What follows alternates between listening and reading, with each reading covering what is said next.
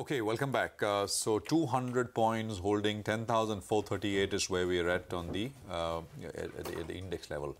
As I said before the break, NSE has launched the commodity derivative segment today. Yash caught up with Vikram Limai, the managing director and CEO of the exchange, and let's cut across to some of that conversation. We have already filed for product approvals in two other commodities with SEBI, and we are awaiting approvals. One is in the energy space in crude oil, and the other is in base metals and copper. So once we get those approvals, we will launch those contracts as well. Today we've launched gold and silver, and those are very large opportunities. As you know, in India, the gold market is a very large market, and I think if it is developed in the right way, the kind of contracts and the volume that gets traded on exchanges can be a significant multiple of where we are today. Absolutely. Including the fact that over time we should aim to be the price determinant of gold in the country, given the dynamics surrounding gold in India. So our objective in getting into this segment is really to take a long-term view of the commodities market and to develop the market in the right way in terms of getting the hedging community to participate and to make sure that we have the right standards in India so that everybody is comfortable, trading commodities and pricing commodities based on the quality of commodities that are available in the country. Right. A key determinant here is going to be the volume in terms of the kind of response which you get in terms of both commodities. Help me understand, is there any sort of market making scheme in terms of shoring up the volumes or any other scheme that you're looking at towards that direction? And second thing, you'll have a competition straight from a few exchanges now in this particular space. Is consolidation something that we can look forward to in the exchange space? So we haven't announced any market-making scheme for commodities. I do believe that for members, trading on NSE would be hugely beneficial because many of them are already trading other segments on NSE. And as you know, the volumes on all the other segments on NSE are very large. And trading one more segment on the same exchange has a lot of efficiencies in terms of whether it's relating to collateral, whether it's operational efficiencies, capital efficiencies. So I do believe it would be beneficial for people to also trade commodities on NSE. As I said, right now we've launched two contracts in three in gold and silver, and we have applied for crude and base metals. Once those come through, we will launch those as well. Right. And agricultural commodities will be in phase 2. So I don't foresee us launching agricultural commodities in the next 6 months, but after that we would be open to looking at agri-commodities as well. On the point of consolidation? So on consolidation, I cannot comment on it at this point. We'll have to see how the situation evolves, and if there are opportunities that make strategic sense, we are open to inorganic opportunities. Okay, so that is Vikram Limai in conversation with our colleague Yash Jain. But now, Manisha joins in to give us a roundup in terms of all what she's tracking in the commodity and currency space. And I'm sure she's starting with crude.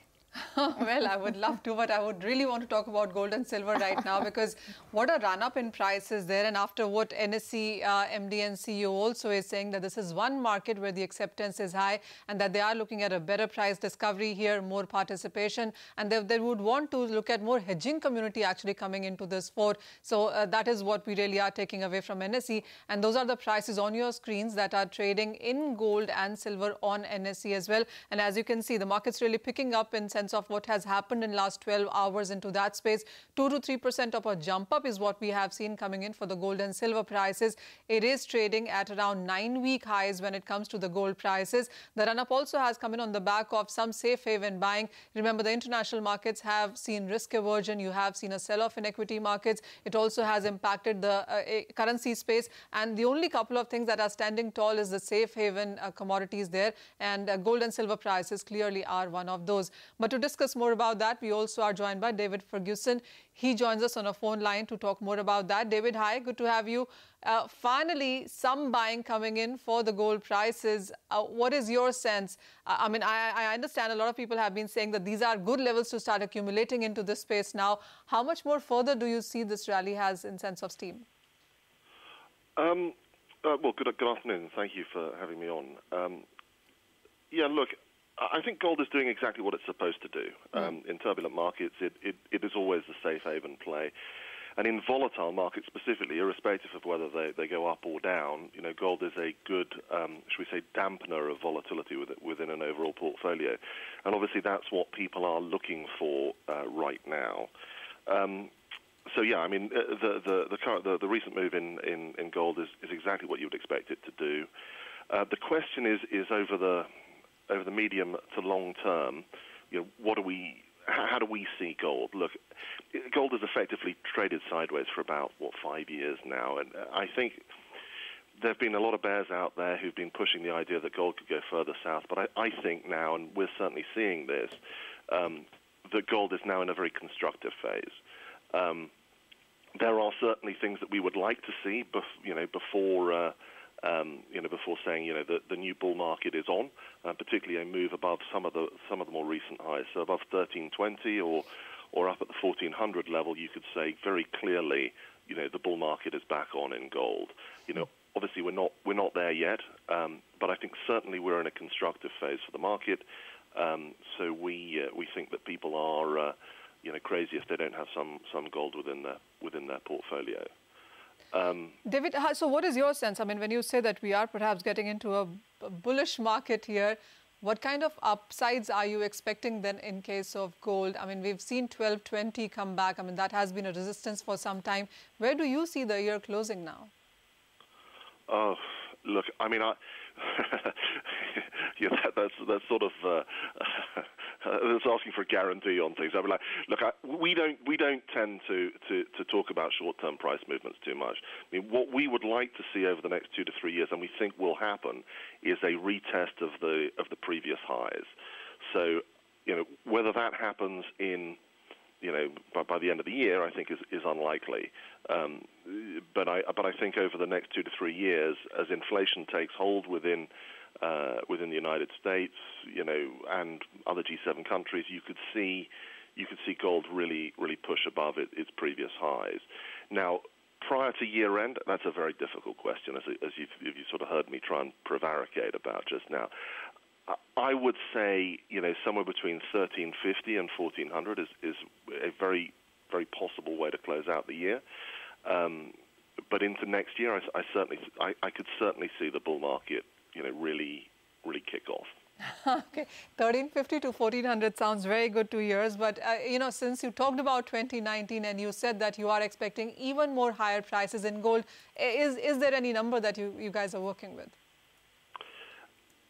Again, we tend not to talk about specific numbers, but rather we talk about people's portfolio positions. Sure. Now, your countrymen are kind of rare relative to the rest of the world about this. So we always feel sort of slightly odd talking about gold to Indians, because you have a very enlightened view of gold in India, whereas virtually no one else in the world does. So we tell everybody else outside India, except for the gold bugs, you've got to have some gold within your portfolio. And if you don't have 2 to 3% of your portfolio in gold, then you're missing out quite substantially on a massive risk mitigation within your portfolio. Now, within India and within the gold bug community, the sort of cognoscenti we would call that, people already have that within their portfolio. So the question is, what should they be doing? People who already believe the gold story in some way, shape, or form. Now, with that, we say, look, you should have somewhere between 5 and 15% of your overall portfolio in gold. And, at the moment, we would sort of be saying that a 7 to 8% holding would be a good position to have. And then building into that, should you pass through certain levels. So if you get above, if we get above 1320, I think you want to be putting another couple of percent into the portfolio of gold. And then again, if you pass 1400, then I think you want to be firmly bullish, because I think you could see a run up to the 1800 levels and testing all-time highs again.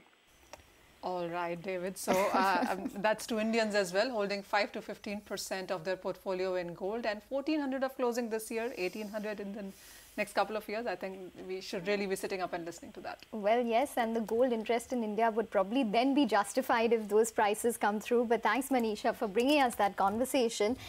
Some news coming in on Cadila Health. They have received they've received a tentative nod from the US FDA, so it's not a final nod, for a diabetes drug, and it is going to be manufactured in Ahmedabad. I think the Ahmedabad facility was inspected recently. So nonetheless, This is positive news which has come in for Cadila Health. It is a diabetes drug that they've received a tentative nod for. We'll take a break. But up next, once we come back, we'll be discussing market technicals. Ashwini Gujral will be with us.